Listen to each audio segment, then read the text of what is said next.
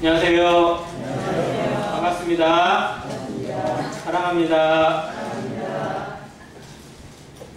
7월도 어느덧 중순 또 말을 향해 갑니다. 그저께가 초복이었는데 봄날 음식은 드셨나 모르겠습니다. 24절기는 아닌데 초복, 중복, 말복이라고 하는 삼복을 만들어서 뭔가 더위를 더 좀 잊자 이런 차원으로 준비를 하고 있는 지혜가 있는 것 같습니다. 무덥지만 또 장마가 이게 일기예보는 그냥 계속 비가 소식이 전해지고 당일 날짜 되면 덥고 뭐 이런 날짜가 되다 보니까 누가 하는 표현대로 일기예보가 아니고 일기중계라고 합니다. 근데 그때 알려주는 것 같아요. 어떠한 날이 되든 변함없이 또 한결같이 주님 사랑하는 모든 성도 되시기를 바라고요. 오늘은 신약 인물 공부하는 시간으로 왔습니다. 지난 시간에는 예수님의 제자 안드레를 한번 했었는데 이번 달에는 예수님의 또 다른 제자 중에 하나인 나다나엘, 즉 바돌로메에 대해서 살펴보길 원합니다. 요한복음에 이 나다나엘에 대해서 자세히 기록된 말씀이 있어서 이 말씀을 같이 참고하고 보겠습니다. 요한복음 1장 45절입니다.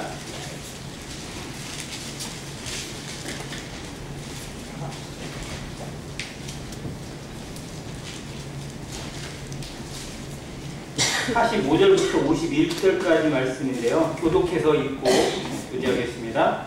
45절 제가 읽겠습니다. 빌립이 나다나엘을 찾아 이르되 모세가 율법에 기록하였고 여러 선지자가 기록한 그 일을 우리가 만났으니 요셉의 아들 나사렛 예수니라. 나사렛이 이르되 나사렛에서 무슨 사람이 되었느냐 빌립이 와서 보라 하니라. 예수께서 나다나엘이 자기에게 오는 것을 보시고 그를 가리켜 이르시되 보라 이는 참으로 이스라엘 사람이라. 그 속에 간사한 것이 없도다. 나사렛이 이르되 어떻게 하나를 아시나이까. 예수께서 나타나시되 빌립이 너를 믿으느니 내가 원하는 바에 있으되 말하라. 나다나엘이 대답하되 랍비여 당신은 하나님의 아들이시오 당신은 이스라엘의 임금이로소이다. 예수께서 대답하시되 내가 너를 원하는 바에 있어 같이 읽습니다. 또 이르시되 진실로 진실로 너희에게 이르노니 하늘이 열리고 하나님의 사자들이 인자 위에 오르락내리락 하는 것을 보리라 하시니라. 감사합니다.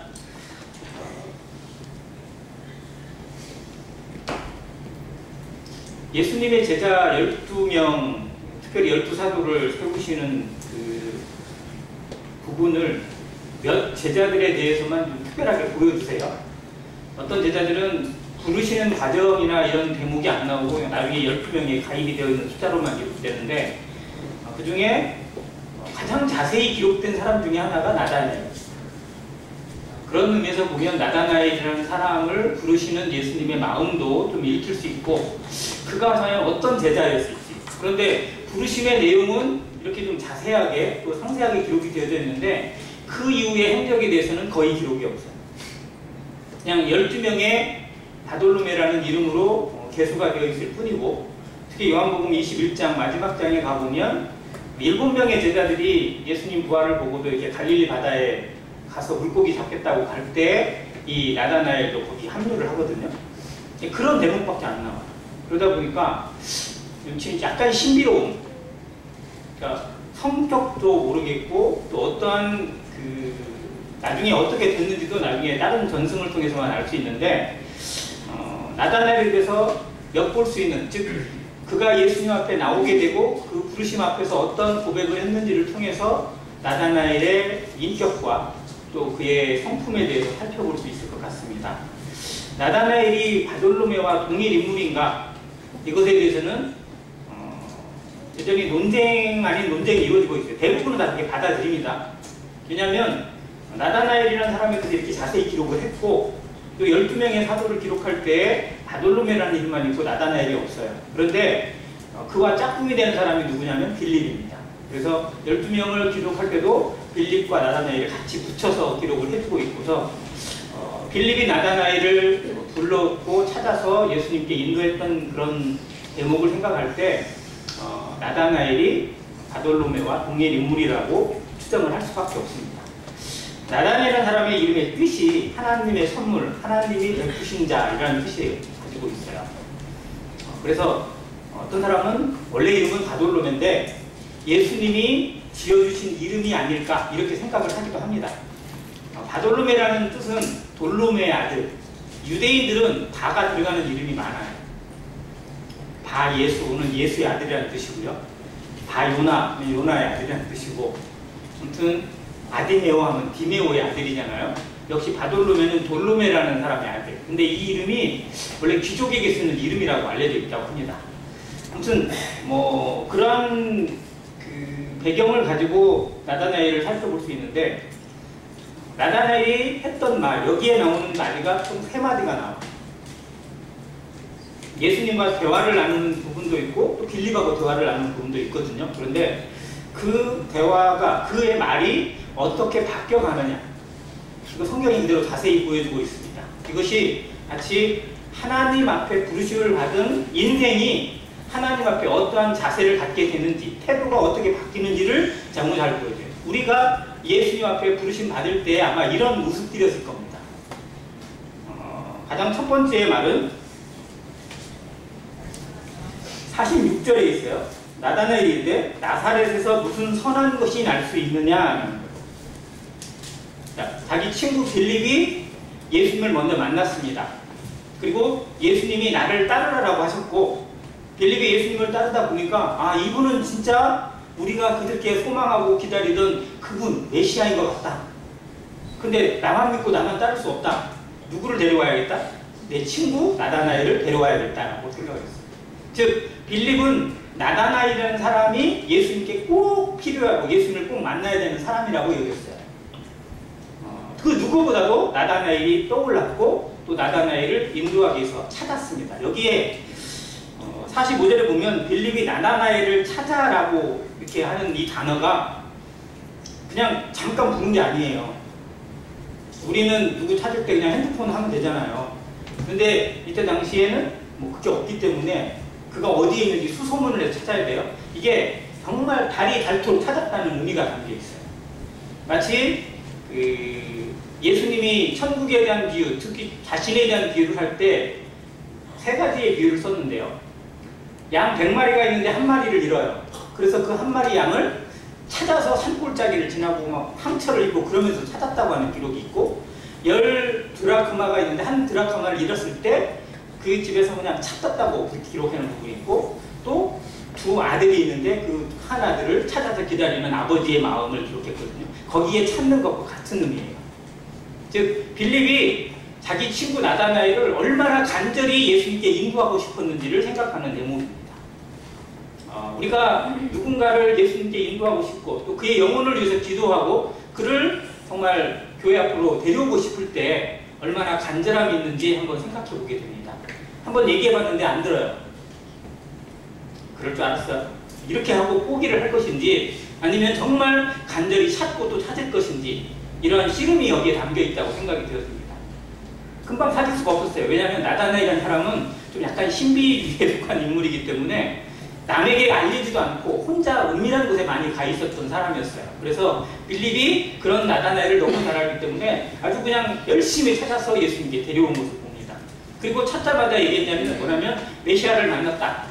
근데 그 메시아가 누구냐면 요셉의 아들 나사렛 예수다 라고 알려줘요. 그랬더니 즉시 나오는 대답이, 야 무슨 나사렛에서 선한 것이다, 야 무슨 메시아가 나사렛에서 나온다고 엉뚱한 얘기하고 있어 라고 잘라버려요. 자, 이 나다나엘의 고향이 어디냐면 갈릴리 가나예요. 처음 물로 포도주를 만든 기적을 행했던 예수님의 첫 기적이 나온 갈릴리 가나가 이 나다나엘의 고향이거든요.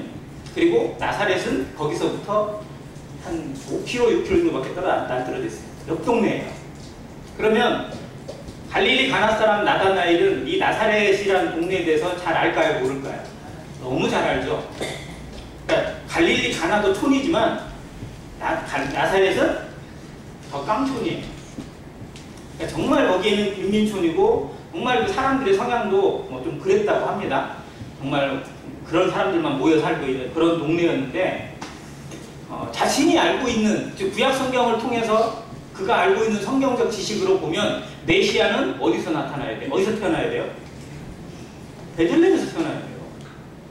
그게 구약 성경에 기록이 되어져 있으니까요. 이사야를 통해서 기록이 되어 있으니까. 그러니까 나사렛 예수라고 하는 이 빌립의 말에 대해서 그는 당연히 실망할 수밖에 없어요. 그러니까 이 사람이 선입견을 가진 것도 분명 맞지만 그의 성경적 지식으로는 나사렛에서 메시아가 올 수가 없어요. 이게 틀린 게 아니에요. 그러니까 어떻게 보면 빌립이 잘못 전달합니다. 빌립이 예수님에 대해서 그냥 뭐 다른 사람의 이야기만 듣고 나사렛 예수라고 얘기를 한 거예요. 예수님 어디서 태어나셨어요? 베들레헴에 태어나셨잖아요. 성경 그대로 태어나셨고 성경대로 나시고 성경대로 죽으신 분이시니까. 그러니까 예수님에 대해 제대로 알았다면 아마 빌립이 더 정확하게 정보를 전달하고 전도할 수 있었을 겁니다.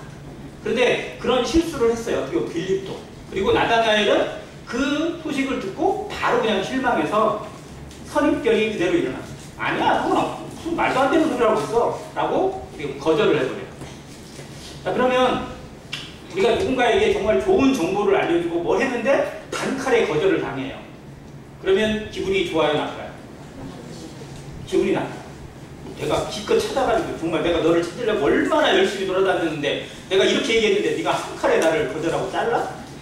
에이, 말어. 이렇게 할 수도 있어요. 그게 우리의 실망이잖아요. 기대를 가지고 했는데 거절이 오면 우리는 당연히 실망합니다. 그리고 그 실망감에 오히려 관계가 악화되는 경우도 있고 나도 마음에 악한 것이 튀어나올 때가 있어요. 감정대로 하는 거죠. 그런데 빌립은 이런 면에서 보면 상당히 예수님에 대해서 분명한 확신을 가지고 있었던 거예요. 내가 잘못된 걸 알려줬는지 잘 모르겠지만 그러나 예수님은 확실하다. 그래서 뭐라고 하니까 와서 보라는 거예요. 나는 잘 모를 수 있다. 내가 아는 건 한계가 있다. 그런데 네가 직접 예수님을 만나봐라. 예수님을 들어봐라. 그러면 알게 될 것이다. 이게 전도 방법이죠. 와서 보라. 우리가 아무리 좋은 지식을 갖고 아무리 유창한 말을 하더라도 그 사람의 영혼을 땡길 수가 없어요. 우리가 어떻게 할 수 있는 게 아닙니다. 하나님께 데려와야 돼요. 하나님께 와서 보라고 얘기해야 됩니다. 그래서 전도의 가장 좋은 방식은 와서 봐라. 네가 느껴보고, 네가 들어보라는 거예요. 들어보고 경험해보고 느껴보라는 거예요. 그러면 성령이 그 안에서 역사되어지고 하나님의 은혜가 그와 함께 일하게 되는 것을 우리가 목격하는 겁니다. 그래서 내가 하는 것이 아니라 하나님이 행하시고 하나님이 일하시는 걸 경험하게 하시는 것. 이게 빌립이 행한 전도의 방법이에요. 안드레가 자기 형 베드로에게 했던 전도 방법과 똑같습니다. 와봐라. 그래서 요한복음에만 와서 보라가 3번이 나와요. 1장에 2번이 나옵니다. 예수님이 안드레에게 그 제자 세례 요한의 제자들에게 와보라, 와서 보라 라고 해서 본인의 거처를 보여주시고 다 알려주시고 함께 구하는 것 정도가 나오고요. 2번째는 빌립이 나다나엘에게 와서 보라 라고 얘기하는 부분. 3번째는 요한복음 4장에 사마리아 여인이 자기 동네에 가서 와서 보라, 나에게 이걸 알려준 사람은 와서 보라, 이자가 그리스도가 아니냐라고 전도를 했었습니다. 아무튼 우리의 전도도 우리의 어떤 영혼을 향한 마음도 포기하지 않고 실망하지 않고 와서 보라고 얘기할 수 있는 확신으로 이루어지기로 하는 마음이 있습니다. 자, 와서 보라고 했어요. 그랬더니 얘가 이렇게까지 얘기하는 것에 대해서는 뭔가 있는 것 같구나라고 느껴요. 왜? 평소에 빌립과 나다나엘은 공유되는 게 있었어요. 그들은 어떻게 보면 정말 메시아에 대한 어떤 그런 간절한 사상을 가지고 있고 또 나름대로 기다리고 있던 사람들이었고 또 그런 열정을 가지고 있었던 유대인이었기 때문에 그렇습니다. 자, 그러고 예수님이 가요. 자, 그런데 저 멀리 예수님이 보이는데 빌립이 얘기했을 거 아니에요. 저분이 예수님이야 라고 이렇게 딱 보여주니까 나다나엘도 아마 주목해서 예수님을 봤을 겁니다.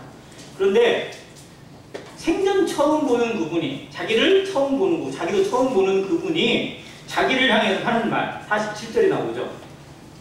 나다나엘에게 이르되 보라, 이는 참으로 이스라엘 사람이라. 뭐가 없다고? 그 속에 뭐가 없다고요? 간사한 것이 없다. 그러니까 요즘 같은 불신 시대에 그냥 참기름도 아니고 그냥 참기름이라고 써놓으면 사람들이 믿어야 안 믿어요? 이 중국산이죠? 이런 거 안 믿어요. 자기 집에서 짠 거 아니면 절대 믿지 않는 세상. 그래서 참기름에다가 앞에다가 뭘 붙여요? 진짜 참기름. 거기다가 더 붙이고 싶은 사람들은 진짜 오리지널 참기름 이런 식으로 뭘 붙여야 강조를 해야 된다고 생각을 해요. 그래서 참이라는 단어를 사람들이 되게 선호합니다. 참 이스라엘 사람이다. 자, 이걸 우리에게 하는 말로 들으면 어떤 단어가 될까요? 아, 저는 진짜 기독교입니다. 참 예수 믿는 사람이다. 라고 얘기하면 우리 기분이 어떨까요? 진짜 보람 있지 않아요? 내가 정말 막 교회에서 뭐 또 믿는다는 것으로 그냥 핍박받고 어려움 같은 거 모든 거 다 잊혀질 거 아니에요? 그렇지, 이거지. 근데 이걸 누가? 사람이 해주는 게 아니고 누가? 하나님이 인정해 주시는 거, 하나님이 칭찬해 주시는 거. 이게 우리가 바라는 소망 아니에요? 그래서 마태복음 25장에 달란트 비유를 하는 그 종들 있잖아요. 새 종류가 5달란트, 2달란트, 1달란트 나오는 그 종들이 주인 앞에 가서 칭찬을 받을 때 2명이 칭찬을 받는데 4개는 똑같잖아요. 거기 뭐예요? 잘하였도다 착하고 충성된 종아. 저는 이 나타나리에 했던 예수님의 이 말씀이 정말 너무 부러워요. 야, 이는 참 이스라엘 사람이다. 얘는 진짜 참 예수 믿는 사람이다. 진짜 기독교인이다. 라고 예수님이, 하나님이 소개해 준다면 우리 얼마나 어깨가 뿌듯하고 얼마나 가슴이 뿌듯하고 얼마나 가슴이 벅찰까 생각이 들었어요. 자, 그리고 그 뒤에 그게 왜 참 이스라엘 사람이냐? 그 속에 뭐가 없다고요? 감사한 것이 없대요. 자, 그러면 이 나다나엘에게 하시는 말씀과 정반대에 속한 사람들이 있어요, 없어요?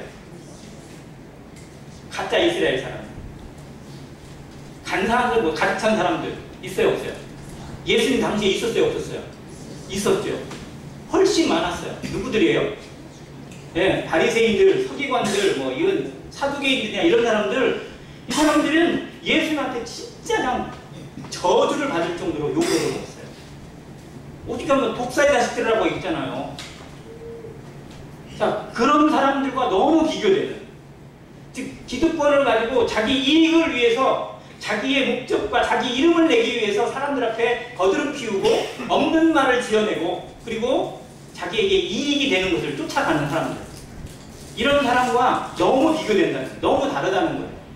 과연 우리는 하나님 앞에 어떠한 그리스도인인지 어떠한 성도인지 잘 생각해야 됩니다. 참 성도인지 아니면 위선적인 성도인지 이거 하나님이 보시는 거예요. 사람은 외모를 보기 때문에 다 알 수 없지만 하나님은 우리의 중심을 살피시고 우리의 속속들이를 알고 계시기 때문에 정말 정확한 평가를 내리십니다. 그 하나님 앞에 나는 진짜 참 성도의, 참 그리스도인의, 참 하나님의 나라의 모습을 가지고 살아가는 성도인지 정말 두려움이 있습니다. 이걸 생각하게 해요. 그리고 그 이유가 뭐냐면, 그 내용이 뭐냐면 간사함이 없다. 간사함이 없다는 것이 원어적 표현에 의하면 가면을 쓰지 않았다는 거예요. 사람들이 가면을 써요, 안 써요? 우리도 가면 쓸 때 있나요? 안 와요? 가면 안 써야 되는데. 근데 가면을 쓰게 될 때가 반드시 오더라고요. 좀 미안하면 꼭 애둘러서 다른 표현을 하기도 하고, 정직하게 하는 것이 분명 낫다는 걸 알면서도 그렇게 못할 때가 있고, 그 순간만 피해가려고 할 때가 있고, 또 아닌데도 불구하고 정말 얼굴에서는 그냥 하는 것처럼 이렇게 할 때도 없잖아요. 그런데 간사함이 없다라는 그 표현이 뭐냐면 가면을 쓰지 않는다. 다른 사람인 척 하지 않는 거예요. 교회에 와서는 성도인 척 하는데 밖에 나가면 세상 사람과 구분이 안 된다면 이건 가면을 쓰는 거예요. 가면을 쓰고 살아가는 성도가 되어서는 안 된다는 겁니다. 우리는 정말 하나님 앞에 어떠한 상황에 있든 어느 곳에 있든 누구를 만나든지 정말 그리스도인으로서 하나님을 믿는 사람으로서 그리고 예수 그리스도를 이 안에 품은 성령을 모신 사람으로서 살아가야 될 책임을 가지고 있어요. 이게 우리의 사명이에요. 우리가 이 일만 지켜낸다면 복음 필요 없어요. 정말. 우리가 어느 곳에 있든지 누구를 만나든지 하나님이 안에 있고 예수 그리스도가 내 안에 계시고 성령이 나를 주관하신다는 그 사명감으로 살아간다면 우리의 말이 달라질 거고 우리의 얼굴이 달라질 거고 우리의 모든 것이 변화될 수밖에 없을 것입니다. 근데 이걸 지켜가기 위해서 난 얼마나 기도하는지 얼마나 간절함이 있는지 생각하게 됩니다. 그런 아직 예수님을 완전히 영접하지도 않은 나다나엘에게 예수님이 이렇게 말씀하셨어요. 그러니까 그의 평소의 인격이나 삶이 어땠는지를 잘 보여주는 대목입니다. 그는 이중적이지 않았어요. 누구를 만나든지 가면을 쓰지 않았습니다. 그걸 예수님은 간파하신 거고 꿰뚫어 보신 거예요. 근데 그걸 내색하는 나다나엘도 아니에요. 나 이런 사람이야 라고 자랑하지도 않아요. 그냥 속으로 내면으로. 그러니까 그렇던 사람을 다른 표현으로 뭐라면 내공이 깊은 사람이에요. 남에게 남이 알아주고 남이 인정해주고 남이 뭐 해줘야 그런 걸 사는 게 아니라 남이 어떻게 하든지 상관없이 자기의 길을 지켜내는 사람. 이 하나님 앞에 참 다른 자세가 아닐까 생각합니다. 어떻게 보면 진짜 외기 같은 사람이었죠. 자, 그런데 나다나엘이 이 말을 들으니까 한편에서는 좀 얼굴이 붉게 됐을 것 같아요. 아까 빌립이랑 얘기했잖아. 나사렛에서 선한 것은 난다고 그만두려고 이렇게 얘기했는데 자기한테 대고 이는 참 이스라엘 사람이라 그 속에 간사한 것이 없다고 하는 말씀을 들으니까 한편으로는 염치도 없고 아마 여러 생각이 들었을 거예요. 그래서 빌립이 뭐라고 얘기해요? 나다나엘이 뭐라고 합니까? 어떻게 나를 아시나이까? 어떻게 나에 대해서 그렇게 속속들이 알고 계십니까? 어떻게 나에 대해서 그렇게 꿰뚫어 보고 계십니까? 라고 하는 거예요. 하나님 앞에 나오는 인생, 하나님의 말씀 앞에 자기를 비추어서 말씀이 자기를 찌릅니다. 하나님의 말씀을 읽는 성도들 혹은 구도자들 어떠한 사람이든요 말씀을 받아들이잖아요. 그러면 당연히 찔림이 올 수밖에 없어요. 자기한테 하는 말이에요. 하나님 말씀을 듣다 보면 성도들의 마음에 어떤 말이 들냐면 나한테 하는 말 같아. 나 들으라고 하는 얘기 같아. 막 이게 오지 않아요? 이건 어떻게 보면 당연한 거예요. 왜냐하면 하나님은 우리를 너무 잘 아시기 때문에 그 순간 상황에 나에게 정말로 어떻게 보면 폐부를 찌르는 말씀으로 혹은 그 중심을 꿰뚫는 말씀으로 우리에게 전달해 주시는 능력이 있어요. 내가 듣고자 한다면 열린 마음으로 듣기만 한다면 우리의 마음은 늘 그 안에서 새로워지게 되고 그걸 경험하게 하십니다. 자, 그런데 이 고백이 그대로 나올 수밖에 없어요. 어떻게 내 마음을 이렇게 잘 알지? 어떻게 나를 이렇게 속속들이 꿰뚫어 보시지? 정말 숨길 수가 없고 감출 것이 없고 그냥 그대로 드러나는 거예요.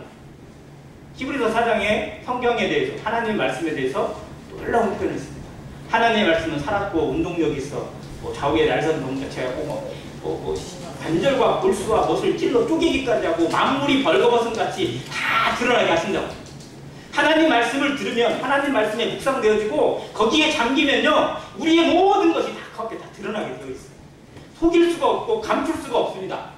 하나님의 말씀의 능력은 우리 삶에서 그렇게 경험되어져요. 이걸 경험하는 성도들은 말씀의 위력을 알고 말씀의 권능을 너무나 체험합니다. 여기서도 지금 말씀을 체험하고 있는 거예요. 누구도 나에 대해서 이 속독들이 아는 사람이 없는데 내가 어떤 생각을 가지고 살아가는지 내 속사람이 어떠한 사람인지 내가 어떤 가치관을 가지고 있고 이상을 가지고 있는지 정말 가치 있는 이 친구 빌립도 모르는데 처음 본 예수님이 어떻게 나를 이렇게 잘 아십니까? 라고 얘기해요. 이게 태도의 바뀝니다. 태도가 바뀝니다. 교회에 나왔는데 하나님 말씀을 들었는데 이 태도의 변화가 나타나지 않는 사람은 백날 들어도 안 돼요.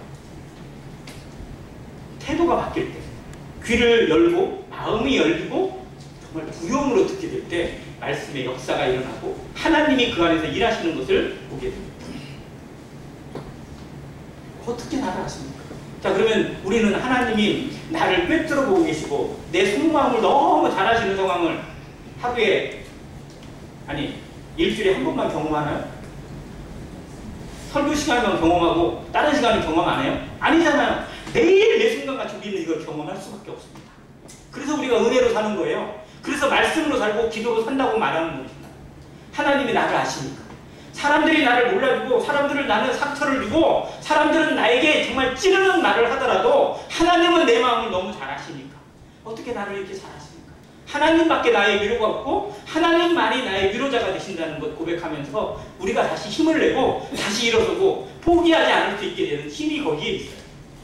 나를 아시는 하나님, 내 속마음을 너무 잘 아시는 하나님, 그 하나님 앞에 부끄럽기도 하지만 그러나 감출 것이 없고 있는 그대로의 나를 고백할 수밖에 없고 그리고 하나님께 담대함으로 나가게 하시는 그 하나님의 은혜가 우리를 살게 합니다.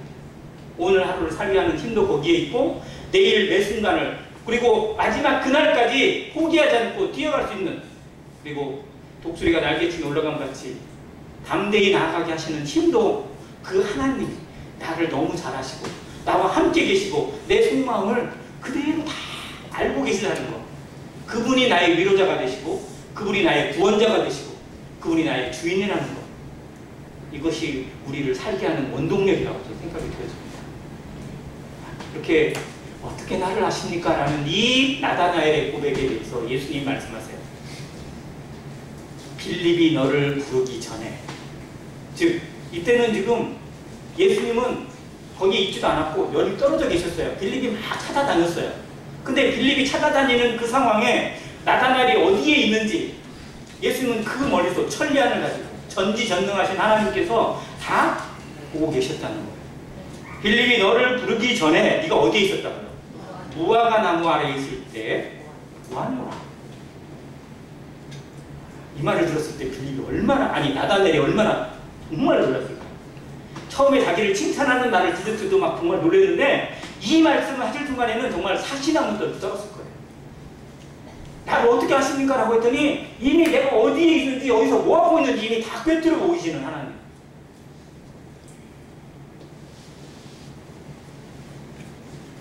막 아니라고 나 안 했다고 막 나는 절대 죄 지은 적 없다고 막 발뺌하고 난리 치는 사람한테 경찰이 뭘 보여줘요? CCTV 증거를 딱 보여주면 꼼짝 달싹 못하죠. 마치 하나님이 우리의 속마음을 꿰뚫어 보시는 CCTV를 보여주시는 거랑 똑같은 거예요. 사람은 절대 보지 못해요. 사람은 절대 알 수 없어요.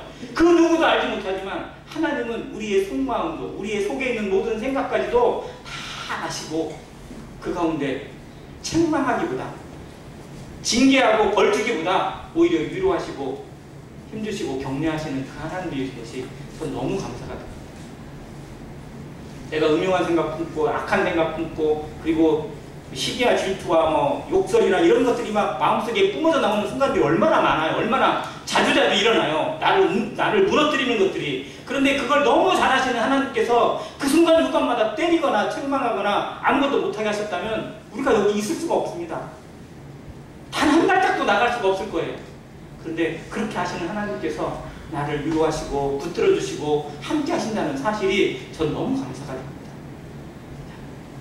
과연 얘는 무화과 나무 아래서 뭐 했을까요?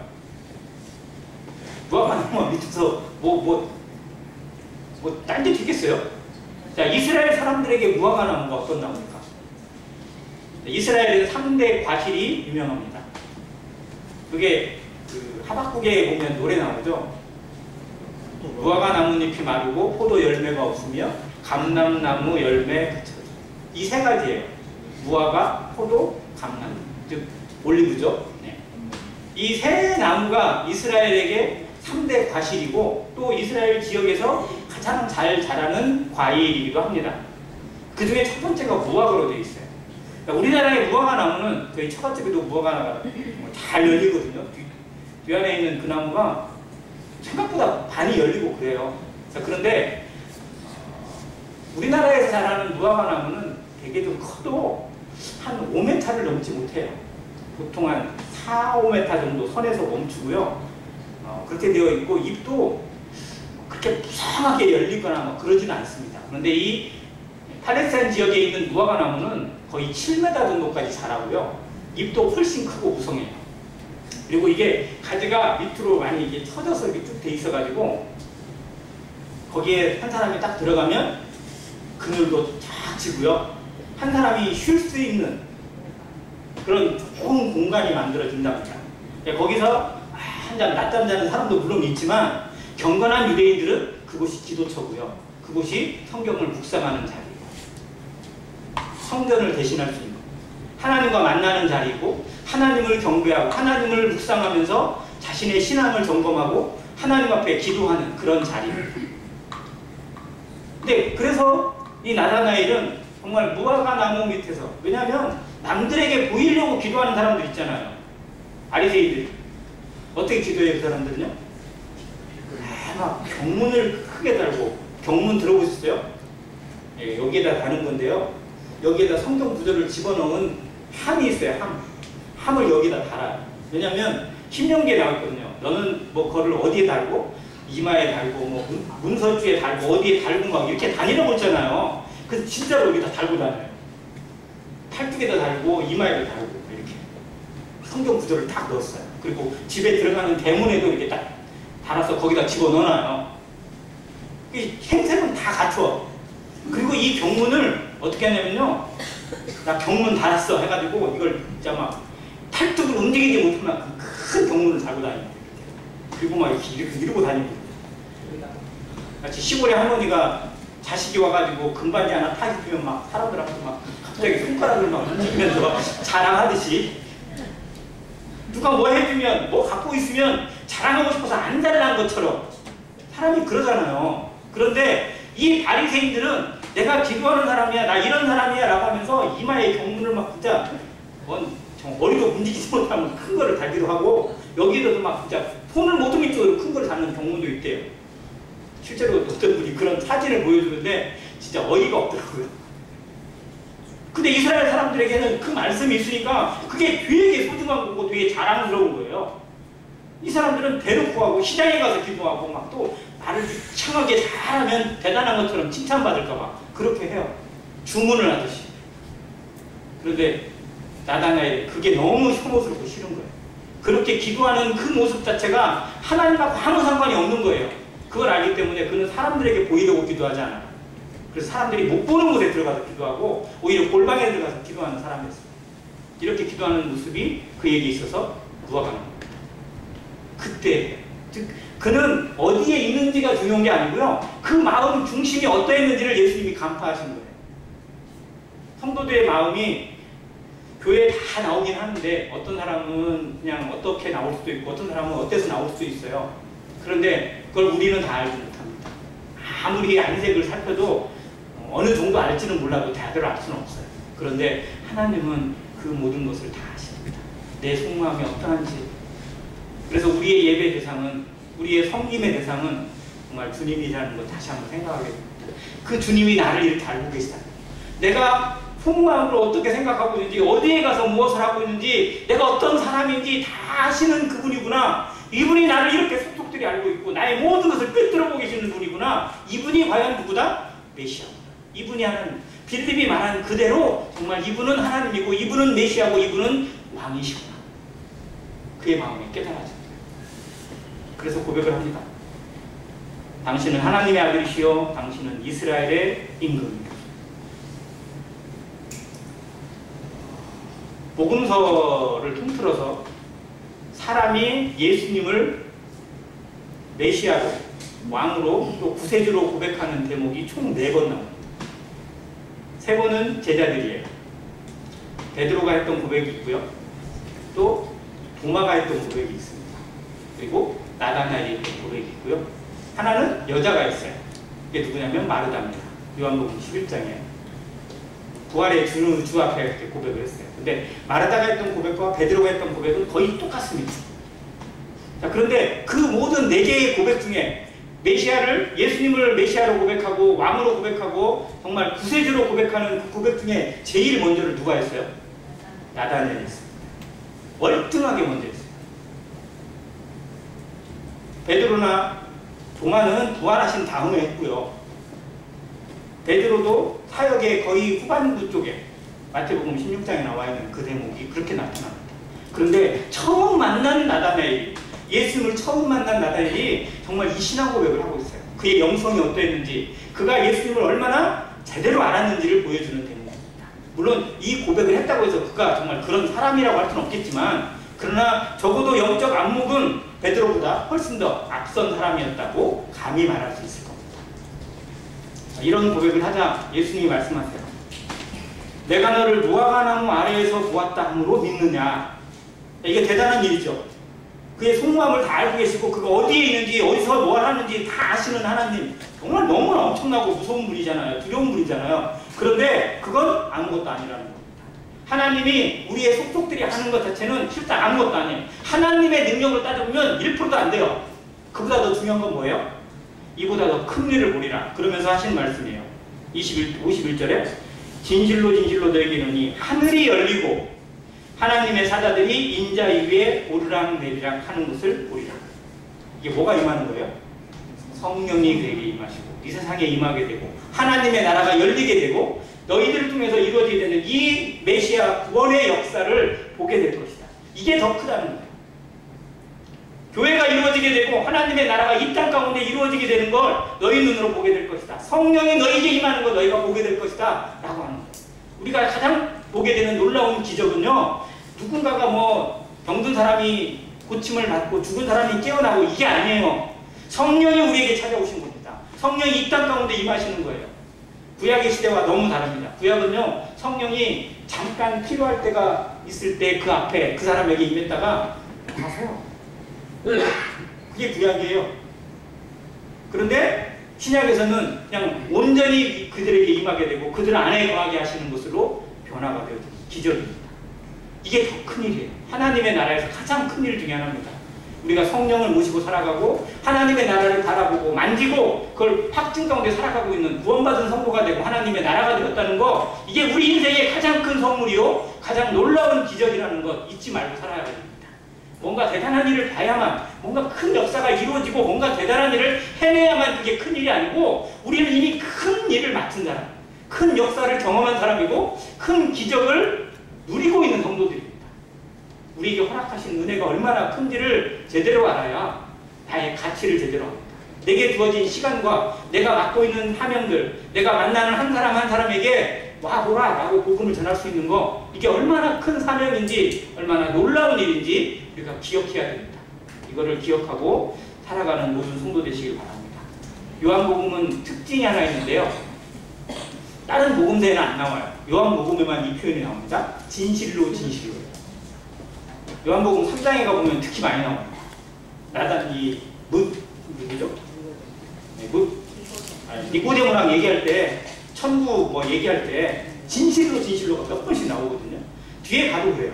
그런데 그 진실로 진실로를 처음으로 하는 게 바로 여기 51절이에요. 요한복음에서. 예수님이 정말 강조하고 싶은 것, 정말로 강조점을 두고 싶은 내용의 이 표현을 쓰시거든요. 그런데 나다나엘에게 하시는 말씀, 그리고 믿는 성도들이, 제자들이 보게 될 이 영적 안목에 대해서 얘기할 때 이 표현을 쓰고 계십니다. 우리가 어떠한 사람인지, 또 우리에게 찾아오신 예수 그리스도, 우리를 부르신 예수 그리스도가 어떠한 분이신지 제대로 알아야 됩니다. 그런 의미에서 보면 나다나엘이 가지고 있는 이 영적 안목이 참 중요하고, 그가 처음에는 선입견을 가지고 자기 생각으로 자기 지식으로 판단했었지만 어떻게 보면 자기가 좀 알다고, 내가 좀 알고 있다고 어떻게 보면 좀 약간 함부로 말하거나 이런 것들이 있죠. 지식이 사람을 동화하게 하는 것처럼. 그런데 예수님을 만나고 나니까 태도가 싹 바뀌어요.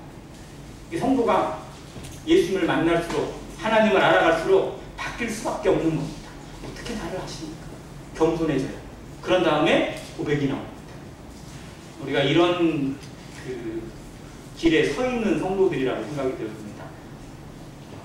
좀 안다고, 조금 뭐 한다고 해서 함부로 판단하고 함부로 말하는 것이 아니라 정말로 하나님을 알아갈수록 고개가 숙여지고 더 겸손해질 수밖에 없고, 또 하나님 앞에 자신을 정말 두려움 가운데 보일 수밖에 없는 그런 나인 것을 봅니다.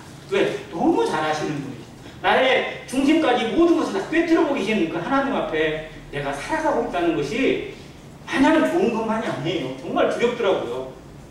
그 하나님과 동행한다는 것, 이것이 정말 즐거움이 되기 위해서는 내가 가식이 없어야 합니다. 위선의 껍데기가 없어야 되고요. 가면을 쓰지 말아야 돼요. 왜? 하나님은 이미 다 꿰뚫어 보이시는 분이니까. 그래서 사람에게 보이려고 하는 것이 아니라, 사람이 어떻게 생각하거나 사람이 어떻다라고 하는 것에 머물지 않고 하나님만 바라보는 신앙 가운데서 머무는 이 모습을 지켜가야 되고, 주님이 그러한 은혜로 우리를 더 아름답고 더 좋은 길로 인도하시는 놀라운 우리의 왕이시오, 우리의 구세주요, 우리의 주님이라는 사실을 믿습니다. 이 하나님으로 늘 만족하고 그 하나님으로 인해서 포기하지 않는 아름다운 신앙의 모습이 안현교회 모든 성도들을 통해서 이루어지기를 간절히 바랍니다. 이상입니다.